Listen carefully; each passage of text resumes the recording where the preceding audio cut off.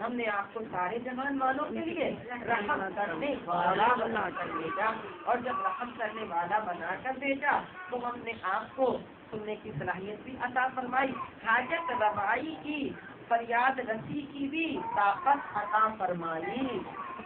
ورنہ اس طرح تو کسی کو رحم بنانا کوئی کام نہیں آئے گا۔ تو آپ کو فریاد رسی کی، سنوائی بھی دی، جو اعلیٰ حضرت فرماتے ہیں کہ میں کہیں سے پکاروں میرے آقا سنتے ہیں، قربان اس سنوائی کے، وہ سنوائی، وہ آپ کا سننا کیسا کمال والا ہے۔ وما ارسلناک الا رحمۃ للعالمین، میرے محبوب آقا صلی اللہ علیہ وسلم انسانوں کی بھی فریاد رسی فرماتے ہیں، جانوروں کی بھی فریاد رسی فرماتے ہیں۔ چنانچہ ایک مرتبہ آپ علیہ السلام ایک جنگل سے گزر رہے ہیں، اچانک آپ کو آواز آتی ہے اغثنی یا رسول اللہ، اغثنی یا رسول اللہ۔ حضور نے جب دیکھا کون پکار رہا ہے تو چنانچہ آپ نے دیکھا کون پکار رہا ہے، اغثنی یا رسول اللہ، اغثنی یا رسول اللہ، کون ہے جو اپنی حاجت لے کر آ گیا۔ آپ نے دیکھا کہ ایک ہرنی ہے جو ایک پنجرے میں بند ہے، جال میں۔ آپ اس کے پاس تشریف لے گئے، فرمایا کیا ہوا؟ کہتی ہے یا رسول اللہ اپنے بچوں کے لیے دانا دلکا لینے آئی تھی اور شکاری نے جال پھینکا تو میں اس میں آ گئی۔ اب شکاری جب جال پھینکتا ہے تو اس میں تو کوئی بھی جانور آ جاتا ہے، تو جس طرح شکاری جال پھینکتا ہے اسی طرح ہماری دنیا میں لوگ بھی جال پھینکتے ہیں، اور وہ اپنے جال میں دوسروں کو لینے کی کوشش کرتے ہیں۔ اب یہ جال بھی دو طرح کے، ایک اچھا جال ہے کہ کسی اللہ والے کی نظر پڑ جائے تو وہ اس کا جو جال آئے گا اور وہ اس میں اگر کوئی بندہ آ گیا تو اس کی دنیا بھی سنور گئی اور آخرت بھی سنور گئی، اور اگر کسی چال باز کا جال آ گیا تو بندہ کہیں کا نہ رہا،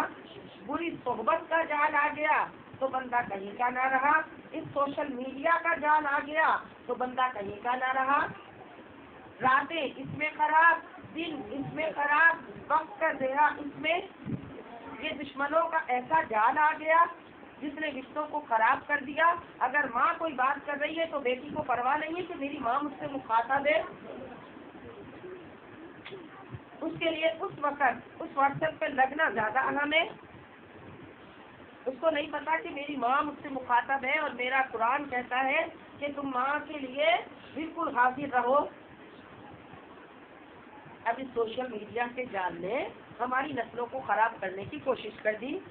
یہ سوشل میڈیا کا جال ہماری بچوں کو، ہماری نسلوں کو وہ دکھا رہا ہے جو انہیں وقت سے پہلے دیکھنا بھی نہیں چاہیے، کیونکہ بہت سے کام اور بہت سی دیکھنے کی چیزیں اور بہت سی سوچنے کی چیزیں اپنے وقت ہی پر مناسب ہوتی ہیں۔ اب اگر وہ وقت سے پہلے ہو جائیں تو جذبات میں وہ طوفان آتا ہے کہ اس وقت ان پہ لگام کی تو کوئی صورت نہیں ہوتی، تو بندے کی ساری معاملے جو ہوتے وہ خراب ہو جاتے ہیں۔ کیونکہ جب آپ سمندر کی لہروں کو روکیں گے نہیں اور اس کو روکنے کے لیے کوئی بند نہیں باندھیں گے اور اس میں مد و جزر آتے رہیں گے تو پھر کیا ہوگا؟ وہ جوار گھاٹا بن کے ایسا پھٹے گا کہ پھر بہت سارے علاقوں کو اپنی لپیٹ میں لے لے گا۔ تو یہی وجہ ہے کہ جذبات کا جوار گھاٹا جو ایک وقت تھا کہ اس وقت پہ وہ ہونا تھا، وہ وقت سے پہلے اس میں خراب چیزیں دیکھ کر، خراب چیزوں پہ نگاہیں پڑھ کر اور وہ معلومات حاصل کر کے جو حاصل نہیں ہونی چاہیے تھی، وہ جوار بھاٹا جب طوفان مچاتا ہے تو پھر بہت سی خرابیاں لاتا ہے۔ تو یہ جال ایسا ہے جس جال نے ہر ایک کو بیگانہ کر دیا، نماز پڑھنے میں کوئی یکسوئی نہیں، قرآن کی تلاوت کا ٹائم نہیں، اس کے لیے 5 گھنٹے دینے کے لیے تیار، اس کے لیے پوری رات اگر کوئی اس کو دے کے بٹھا دے تو فجر ہو جائے گی، لیکن بندہ بولے گا واہ واہ واہ، اس میں جو میں نے چیزیں دیکھی ہیں وہ ختم نہیں ہوئی، اس کا دل ہی نہیں بھرے گا۔ کیوں بچوں؟ اس کو دیکھنے میں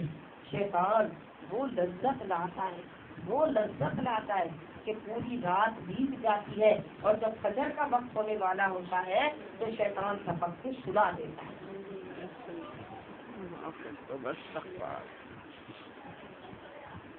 جال میں تو پھنستا ہے نا بندہ, اور جب جال میں پھنس جاتا ہے